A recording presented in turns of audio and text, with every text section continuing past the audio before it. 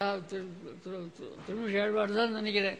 அது கையில் கதை இருந்தது. அந்த ஊர் பெருமாளோ என்னமோ அவர் ரொம்ப ஆச்சரியமாக கதையோட சங்க சக்கர கதாபாடே சாகிக்கிறார். அந்த மாதிரியா டிவியில் பண்ணுற உபகாரங்கள் ரொம்ப அற்புதமாக இருக்குது.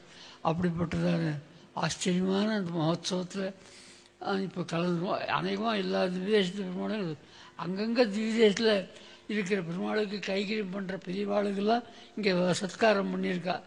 இத்தனை பேருக்கு சத்காரம் பண்ணுறத பார்த்தாலேயே நமக்கு ஒரு பெரிய புண்ணியம். அவளால் வயசானவா எத்தனை பேர் நடக்கக்கூட முடியாத போட்டு சம்பாதி வாங்கிக்கிறா. வரணும் ஆசையினால் தான் வந்திருக்கா. இந்த மாதிரியாக வேலுக்குடி வரதாச்சார சுவாமி இருக்கார். அந்த சுவாமியை எனக்கு அவர் தகப்பனார் காலத்தில் பிடிச்சே தெரியும்.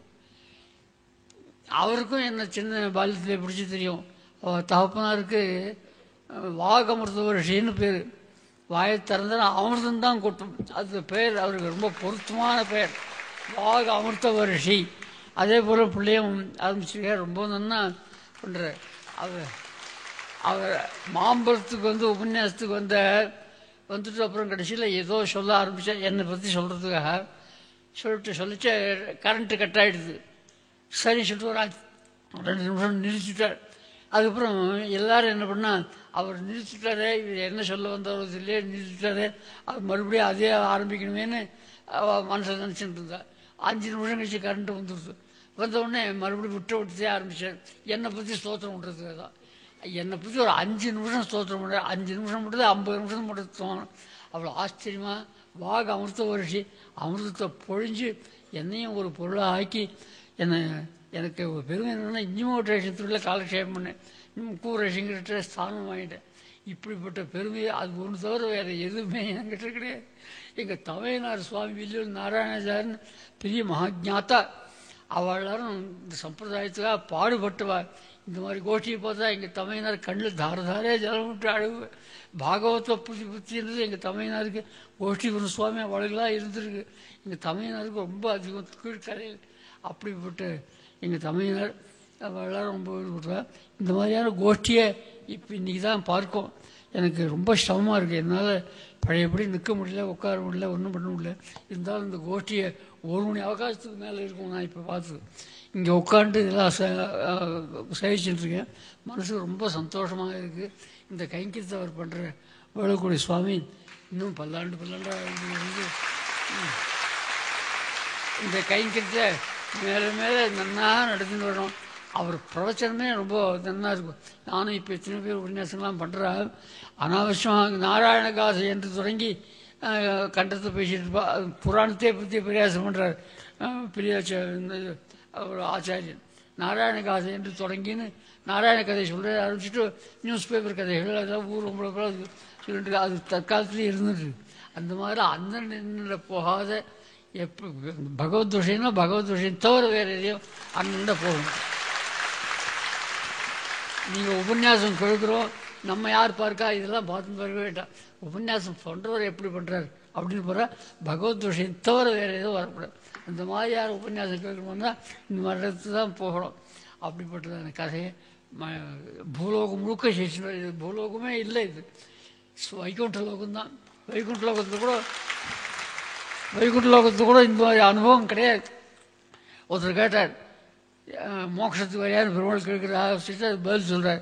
நான் மோட்சத்துக்கு வரேன், புராணம் உண்டாங்க, யாராவது புராணம் வாசிப்பாடான்னு கேட்டார். புராணம் கிடையாது, ஒன்றும் கிடையாது, அப்படியானு வேண்டாம்ட்டு. இந்த மாதிரியாக பெருமாளையே சேவிக்கணும், பெருமாளுடைய கதையை சொல்லணும், பெருமாளுடைய கதையை கேட்கணும். காது கொடுத்துருக்கானே, அது இந்த காது எதுக்காக கொடுத்துருக்கான்? பகவத் விஷயத்தை கேட்கறதுக்காக தான். அதுக்கு பயன்படாத காதான்னு அது காது தெரிஞ்சுக்காது. அந்த காது நமக்கு வேண்டாம். அந்த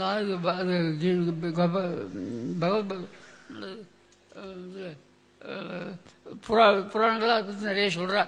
அந்த மாதிரியாக ரொம்ப காது படைச்சதுக்கு பிரயோஜனம் பகவத் விஷயத்தை கேட்கணும். அதுவும் நல்ல பரிபூர்ண அவளாம் கார்பங்காடு சுவாமின்னு ஒரு பெரிய மகான்கள் இருந்தார். அவளெல்லாம் சொல்லாமல் இருக்க முடியாது. அது கார்பங்காடு சுவாமி மிருது பாஷி, பெரிய பண்டிதர், சாஸ்திரஜர். அப்படிப்பட்டவர்கிட்ட அவர் காலத்தில் நான் இருந்திருக்கேன். அவர்கிட்ட அப்பாவெல்லாம் காலக்ஷேபம் பண்ணுவார். ஒரு சமயம் அந்த சுவாமியை சேவித்து அவள் ஆற்றுக்கே போயிருந்தேன். அவர் போன நான் அப்போ சின்ன பையன், நான் போயிருச்சு. அவர் இருந்தோடனே அவர் சேரில் உட்காந்துருந்தார். நான் வந்தோடனே இப்போ நான் தெரிஞ்சு யாருன்னு தெரியும், நான் சொல்லலை. உடனே அவர் தான் உட்காந்துருந்த சேர்லேருந்து நான் வந்து உட்காந்து சேரில் உட்காந்துட்டேன். சேரில் உட்காந்துட்டேன்னா பெரியவாள் எதிராக உட்காரிச்சு சேரில் காலை போட்டு உட்காருறது ரொம்ப தப்பு. அந்த மாதிரி ஆச்சாரங்களே தெரியாது. இப்போ ஒருத்தருக்கும் தெரியாதுன்னு ஒருத்தர் தோஷம் சொல்லலை. அந்த மாதிரி சூழ்நிலை போய்ட்டு அங்கேருந்து வந்தோடனே சேரில் போடுறது, காலை இப்படி மடக்கி நீட்டிட்டு அவளுக்காக உட்காந்துறது, அதெல்லாம் ரொம்ப தப்பு. சேரில் உட்காண்டா கூட காலை மடக்கிண்டு உட்காரணும். அந்த மாதிரிலாம் எனக்கு பெரியவாளுக்கெலாம் பழக்கம். அப்படி தான் வரைச்சு அந்த சேரில் காலை அப்படி மடிச்சுன்னு உட்காந்துனேன். அந்த சுவாமி எழுந்தார். எங்கேயோ எழுந்திருக்காருன்னு நினச்சினேன். அங்கேருந்து வந்து தன் திருக்கையால் என் காலை பிடிச்சி கீழே தொங்க விட்டு கீழே தொங்க போட்டு உட்கார்ந்து சச்சார். இந்த ஆத்ம குணம் யாருக்கு இருக்கும்? அந்த சுவாமி தோறு வேறு கிடையாது. கோஷ்டியூர் சுவாமியில் மகான்கள்லாம் அவளுக்கு தான் இருக்கும். அப்படிப்பட்டதான பெரியவாள்லாம் படையிருக்காங்க. அப்படிப்பட்டதான ஒரு மகான்களுடைய சன்னிதானம். அவள்லாம் அர்ச்சாவதாரத்தில் ஈடுபட்டிருக்கா. அர்ச்சாவதாரத்தில் ஈடுபடலைன்னா அவள்லாம் மனுஷாலே இல்லை. அது அந்த மாதிரி அர்ச்சாவதாரத்துடைய மகிமையெல்லாம் இந்த இப்போ டிவி நிறைய எல்லாருக்கும் ஜனங்களுக்கு தெரியாத வாழ்க்கெல்லாம் பாமர ஆளுக்கெல்லாம் பிரகாசப்படுத்துது. ஸ்திரீகள்லாம் உபன்யாசம் பண்ணுறா. அதெல்லாம் பார்த்தா நான் எனக்கு வயசாகிடுத்தே, நான் பழைய காலத்தில் இருக்கா போட்டேன்னு தோன்றுறது. இப்போ எனக்கு கூட ஓடி போய் என்னால் நடக்க முடியலையோ ஓடி போய் உபன்யாசம் பண்ணலான்னு ஆசையாக இருக்குது. ஆனால் அப்புறம் தான் காலில் நடக்க முடியலன்னு தோன்றுறது. அந்த மாதிரி ஆச்சரியமான ஒரு கைங்கிட்ட இந்த கலிகாலத்தில் கூட நல்ல காரியங்கள்லாம் நடக்கிறது. அப்படிப்பட்ட இந்த இன்னைக்கு காலத்தில் இருந்து திருமிஷி ஆழ்வாருடைய சேவையை பெற்றுன்னு தான் இருந்தேன். அதனால் அந்த கைங்கரியத்துக்காக அந்த ஆழ்வாருடைய வைபவத்தையும் அந்த வைபவத்தில் ஈடுபட்டு அந்த கைங்கரியம் பண்ணுறவாளுடைய பெருமையும் சேவித்து நான் ரொம்ப சந்தோஷம் அடைகிறேன். இந்த கைங்கரியம் நன்றாக நாள்தோறும் விருத்தி அடையணும், இன்னும் மேலே மேலே விருத்தி அடையணும்.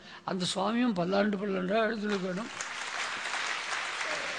இதுக்கு உபகாரம் பண்ணுறவாலும் பல்லாண்டாக இருக்கணும் தான் பகவான் பிரார்த்திக்கிறேன்.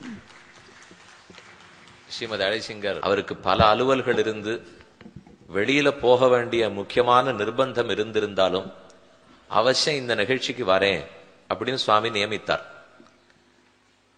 ஸ்ரீரங்கநாத சடகோபயதீந்திரதட்டம் லக்ஷ்மீந்திரசம்மசடச்சித்கருணைகபாத்திரம் ஸ்ரீரங்க வீர ரகுராட் சடகோபகிருத்யம் வேதாந்த தேசிகைதீந்திரமகம் பிரபத்யே ஸ்ரீமத்ரங்க சடாரி சம்யுவரால்லப்தாகமாந்தத்வயம் ஸ்ரீமத்வீரருகோத்வகாத்ய சடச்சிதே பாதாரவிந்தாஸ்ரயம் ஸ்ரீமத்வேதவதம் சதேசிகே தேகே காருண்ய வீக்ஷாஸ்பதம் சேவே ரங்கதுரீண சாசனவசம் நாராயணம் யோகினம் ஸ்ரீமதே ஸ்ரீவஞ்சடகோப ஸ்ரீ வேதாந்த தேசிகைதீந்திரமஹ தேசிகாய நமஹ ஸ்ரீமதே ஸ்ரீலக்ஷ்மீந்திரசம்ம திவ்யபாதுகா சேவக ஸ்ரீவஞ்சடகோப ஸ்ரீ நாராயண யதீந்திர மகாதேசிகாய நமஹ. भद्रं कर्णेभिः शृणुयाम देवा भद्रं पश्येमाक्षभिर्यजत्राः स्थिरैरङ्गैस्तुष्टुवांसस्तनूभिर्व्यसेम देवगीतं यदायुः श्रोत्रेण भद्रमुदशृण्वन्ति सत्यं श्रोत्रेण वाचं बहुदोद्यमानां श्रोत्रेण मोदश्च महश्च श्रूयते श्रोत्रेण सर्वादिशा शृणोमि. வேதங்களில் சொல்கிற போது எதுவும் பத்ரங்கர்ணே விஸ்ருணியாம தேவாக காதுகள்னால நல்ல விஷயங்களைத்தான் கேட்கணும். பத்ரம் பஸ்யேமாக்ஷபிர்யஜத்ராக காது மாதிரி பத்ரம் பஸ்யேமா நம்ம பார்க்கறது இருக்க அதுவும் நல்ல ஒரு சமாச்சாரங்களாத்தான் பார்க்கணும். ஸ்திரீரங்க அந்த நம்ம சரீரங்கள் இருக்க இந்த சரீரத்தினால கையினாலே கால்னாலேயும் முகத்தினாலேயும் வாயினாலேயும் பகவானுடைய ஸ்துரங்களே ஸ்தோத்திரம் பண்ணணும். அப்படி இருக்கக்கூடிய ஸ்திரீரங்கேஸ்துவாகம் தஸ்தனோபிகே விசேம தேவஹிதம் யதாயுகோ இத்தனை நாம பண்றதுனால அந்த தேவதைகள்லாம் நமக்கு ஹிதத்தை பண்ணக்கூடாள் அப்படின்னு வேதங்கள்ல சொல்றது. அப்பேற்பட்ட மாதிரி இந்த ஒரு சதசு இவர் இந்த சுவாமி வேலுக்குடி கிருஷ்ணன் சுவாமி ஏற்பாடு பண்ணியிருக்கார். இதுக்கு வரணும்னு சொன்னார். இப்போ அந்த சுவாமி சொன்ன மாதிரி 17ஆம் தேதி சஞ்சார ப்ரோக்ராம் இருந்தது. அதை மாற்றிண்டு பெரியவர் வந்து கூட்டம் அவர் பிரார்த்திச்ச உடனே நாங்கள் அவசியம் வரோம் அப்படின்னு சாதிச்சாச்சு. அது இங்கே வந்ததுக்கு அப்புறம் தான் இப்போ எவ்வளவு அந்த திருமேனியுடைய சிரமத்தை பாராமல் இங்கிருந்து பேசினேன்னு சொல்றதுக்கு என்னன்னா இத்தனை பேருடைய ஒரு உற்சாகம். இந்த பத்ரம் பஸ்யேமா ஆட்சபிர் எஜத்ராக பத்ரம் பஸ்யேமா நல்ல பேர் இருக்கணும். அது மாதிரி இந்த வித்வான்கள் எல்லாம் இது மாதிரி ஒரு சுவாமிகளை கூட்டு பண்றதுங்கிறது பெரிய காரியம். இந்த காரியத்தை நாம பண்றதுன்னு சொன்னா அதுக்கு ஏகதேசமா ஒத்தரால மட்டும் ஒரு காரியம் பண்ண முடியாது. 10 பேர் சேர்ந்தாதான் ஒரு காரியங்கள் நடக்கும். இந்த மாதிரி இருக்கிற போது இவாளெல்லாம் பார்க்கறதுல இதுல சில பேரெல்லாம் நமக்கு பரிச்சயமானவாள் ரொம்ப. அதுல இருக்கிற போது இந்த பாஷ்யமிங்கார் சுவாமி இருக்காரு, எத்தனை இனிமையான குரல். அவர் சொன்ன மாதிரி அவர் சொல்லிவிட்டார் எல்லாத்தையும் பத்திய, இருந்தாலும் கூட நமக்கும் அதை சொல்ல நம்மளுடைய வாக்கும் கொஞ்சம் இதுவாகட்டுமேங்கிற எண்ணம் அது. அதனால அந்த வாஷிங் சுவாமி கிட்டத்தட்ட ஒரு 25 வருடத்துக்கு மேல ரொம்ப பரிச்சயம் உண்டு நமக்கு. அப்படி இருக்கும்போது எங்க வந்தாலும் அவர் குரல் மட்டும் தனியா தெரியும். எத்தனை பேர் சொன்னாலும் அவர் குரல் நன்னா தெரியும். அந்த மாதிரி அவருடைய குணம். அடுத்தாப்புல இந்த திருக்குடந்தையில சடகோபாச்சார் வந்திருக்காரு. அவருடைய ஒரு பெரிய குணம், அவர்கிட்ட என்ன ஒரு குணம்னு கேட்டா, எனக்கு தெரிஞ்ச 45 வருடமா ஆடைக்கும் கோடைக்கும் மழை, என்ன மழை கொட்டினாலும் என்ன வெயில் அடிச்சாலும் சாயங்காலம் 5 மணிக்கு அர்ச்சகால் கதவை திறக்கிறது முன்ன பின் ஆனாலும் கோவில்ல வந்து உட்காந்துருப்பேன். ஒரு நாள் கூட நான் 45 ரூபா நான் பார்க்கிறேன். அதுக்கு முன்ன அவருடைய வயசு 88 வயசாருது. அந்த மாதிரி வந்து ஒரு கைங்கரியம் பண்ணுவாள், நித்தியம் வருவார்.